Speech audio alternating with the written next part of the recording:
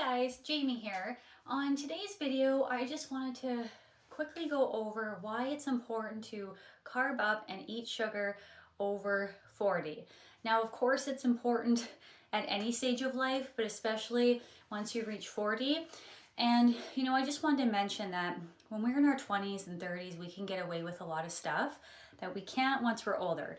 And that's been my experience anyways. And I'm going based off my own experience.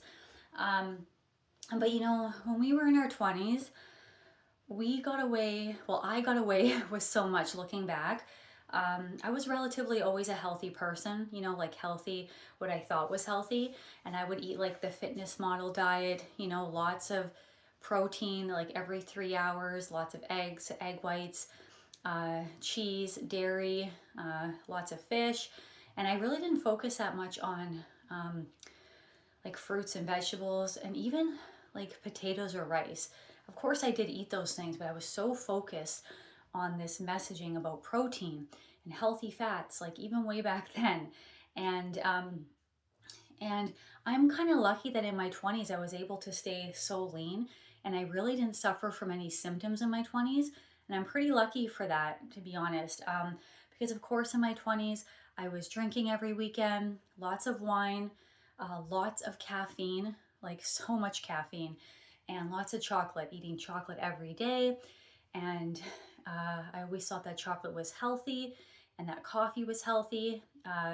And back then, looking back now, I was really relying on adrenaline throughout my 20s because I lived in the city, like in the Toronto area. Life was very fast paced, very go, go, go, kind of stressful. And going through long periods of not eating, which, technically was like intermittent fasting, but we didn't know that that's what it was back then. And then when I would eat, I would like indulge in something really fatty and just basically, doing all these things that really aren't good for the human body. And I was pretty fortunate in my 20s that I didn't suffer anything worse. And even in my early 30s. But then somewhere towards like my early 30s, mid 30s, I suffered from what I believe was adrenal fatigue. Now, it was never diagnosed from a doctor, but I didn't need to be diagnosed. I knew what was going on. Like all the symptoms that I had were adrenal fatigue symptoms. And I'm pretty sure that I ended up with adrenal fatigue because of all my choices, my life choices in my 20s and my early 30s had all kind of built up. Like it's accumulative. And it came to the point that I was at, in my kind of mid 30s. And I believe I suffered from adrenal fatigue. And I just want to point out that I stopped sleeping. Like I stopped sleeping and didn't sleep for a week straight. And then after that, I maybe slept 1 to 3 hours a night for months and months on end. It was one of the hardest things I've ever been through in my life. I don't wish it on my worst enemy, honestly. It was horrible. So not sleeping like that will definitely wear out your adrenals, right? But it also, too, all my life choices that I made up to that point got me where I was. And the symptoms that I had were like malaise, low energy, just low mood. Like I said, I wasn't sleeping. And I remember I lost so much weight. I wasn't even working out, and I lost like 20 pounds in a very short period of time. Like I looked sickly. I was about 117, which is very low for me because I do have like a thicker body frame. So that's a very low for me. And so I could feel that I was living on adrenaline, okay? And to get me through that hard time with the not sleeping, I started upping my caffeine. And then I wanted to eat a lot of chocolate because the chocolate was something that was indulgent and pleasurable to sort of offset my horrible, life experience that I was going through. And I was doing all the wrong things, and I didn't even know, okay? And when you're going through stress, we tend to not eat, and then we want to indulge in high-fat foods, or we want to drink, and we rely on stimulants to get us through. And I was doing all those things, and it was the worst thing I could have done. Oh, and the other thing is my hair started falling out like crazy. I've always had a lot of hair throughout my life, not thick hair, but fine hair, but lots of it. And my hair just started coming out in clumps. It was breaking off very easily just from curling it or blow drying it. I had never experienced that in my life, and that was also at a time when I had stopped dyeing my hair for the last 6 years, and I was using like all natural hair care products. And even with that, my hair was breaking off and falling out. It was very scary and very stressful that whole time.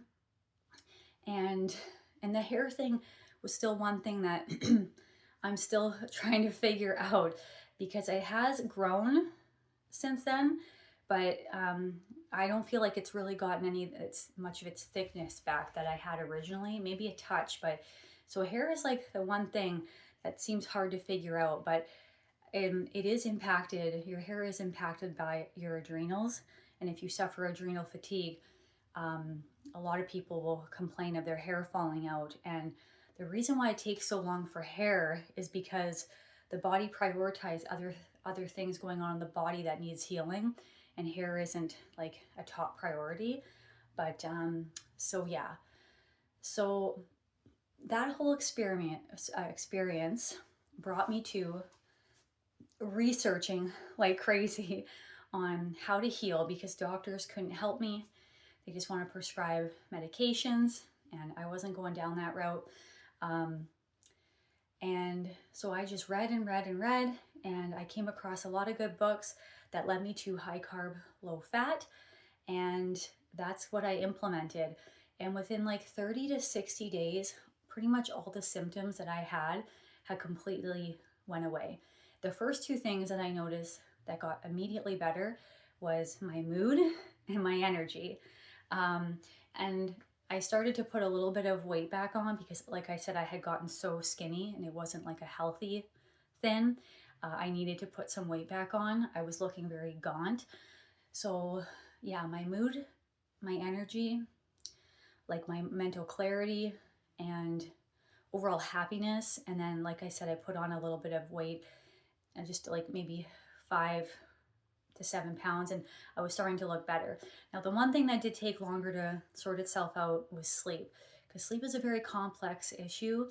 But I would say I went from like not sleeping at all to sleeping like 5 to 7 hours a night, which even for some people is not a lot, but it was like a blessing. Like it was like a blessing at the time.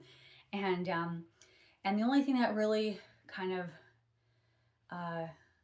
like I said, that has kind of been ongoing was just, getting my hair back to the way it was. But I mean, again, it's not like it's a small problem. I mean, women, we really love our hair. It's part of being feminine. So it does really get to us. I know it's not the most important thing. I mean, it's not like your health, how you feel is more important, but that's the one thing that really does take a lot longer to sort out.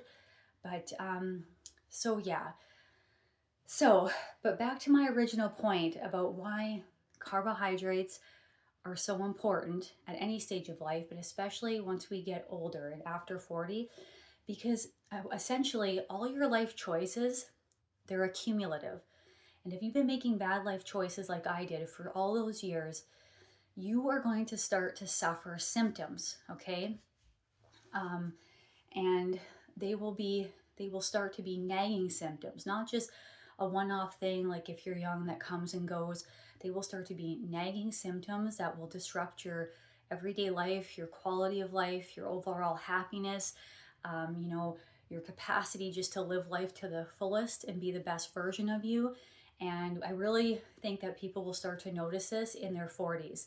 Okay, well, we can get away with a lot of things when we're younger, but then it will start to catch up with you, and all your life choices will just be, right in your face. Okay, you will be confronted with them. And all those years of not being healthy and not being disciplined are going to show up. And that's around the age where you really have to get serious about it. It's like, do you just want to live a life of pleasure? Because beyond 40, it's like, I think you'll start to see weight gain, inflammation, maybe your joints hurt, maybe you have pain, anywhere in the body. And maybe you'll start to have dental issues. Maybe you'll start to look older. You'll have aged more. You'll have packed on the pounds, water retention. Maybe at this point you could maybe have suffered a stroke or a heart attack. You could start to have blood sugar issues. This is when it all starts to manifest. I feel like older generations were luckier because I feel like these things started to manifest later in life. But I feel like in the world we live in today, I don't know, it seems like we're up against a lot more than older generations were. And these symptoms are going to start to manifest younger and younger. And, you know, and that's not how we want to live, okay? I'm not saying not to indulge in pleasures every once in a while. But once you start doing it consistently and it becomes part of your routine, like you're going to start to see the symptoms, okay? And maybe you don't care. Maybe you just want to suffer through life with your symptoms and your weight gain and your blood sugar issues, and you know, and you just want to eat pleasurable foods. It's like, okay, well, you know, you do you. But I mean, then we can't complain about it, okay? You can't complain about it, okay? If you really care and you want to change those things, we're going to have to be disciplined. And this is the decade where I really think for most people it's going to start to manifest. And life's easier when you're younger. When you're older, it seems to get harder in some sense. You know, you just have way more responsibility, things that you think about that you never did when you were younger. And you want to have energy for relationships and your job and, you know, just being productive and getting shit done in life. So you really always want to carb up. If you're a young person, a teenager in your 20s, my message to you is to carb up. Don't restrict your carbs ever or your calories. You need more calories and more carbs to get through the stresses of everyday life. If you're going through a lot of stress, you have a lot on your plate. You have kids, you have a spouse, you got friendships, you got work. You are going to need more calories and more carbs to get through, okay? And if you don't, you're going to start relying on stimulants and you're going to want to indulge in high-fat foods. And this isn't going to get you the energy that you're going to need to live your best life and to be the most productive for whatever that means for you, okay? And yeah, so we just want to live the best life that we can, okay? To our fullest potential, to enjoy life. That's why we're here. Okay, it's so short. It goes by so fast. So yeah, I just want to encourage everyone to get the carbohydrates in, get the sugar in, okay? Don't fear it and don't restrict your sugars or your calories, okay? You will suffer. And then you'll want to start replacing them with fat and protein, which is not what we want to do, okay? I know those foods can be pleasurable, but at some point you just have to be disciplined and make a habit out of eating what's right for you, okay? And putting those pleasures to the side, okay? And try to find some other ways in life to get in pleasure that isn't always about food. Because once you start doing it, you're gonna make it part of your habit, and then it just goes downhill from there, okay? So yeah, guys, so that's my message today. Always carb up, but if you've reached 40, really get those carbs in, or calories. Do not restrict, okay? You wanna lower the fat, lower the protein, high carb, high calorie. That's the answer, okay? But that's my message today, guys. Thank you so much for watching, and I'll be back again for another video, okay? Thanks, bye.